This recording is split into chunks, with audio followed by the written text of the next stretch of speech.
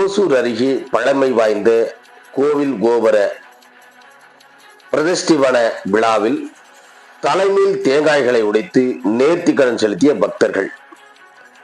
கிருஷ்ணகிரி மாவட்டம் ஓசூர் அருகே உள்ள படுதைப்பள்ளி கிராமத்தில் பழமை வாய்ந்த ஸ்ரீ கரிகால லிங்கேஸ்வரர் சுவாமி திருக்கோவில் உள்ளது.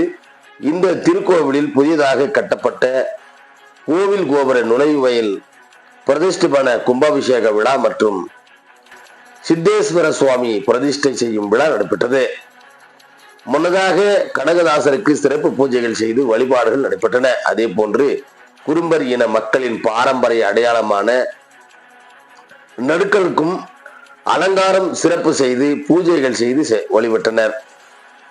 தொடர்ந்து கோவிலில் விற்றிருக்கும் வீரேஸ்வர, காளிலிங்கேஸ்வர, உஜ்ஜினி லிங்கேஸ்வரர் மற்றும் லக்கம்மா தேவி ஆகிய உற்சவ தெய்வங்களை அலங்கரித்து கோவில் முழுவதும் மேளதாளங்கள் முழங்க சுற்றி வந்து சிறப்பு வழிபாடுகள் நடைபெற்றன.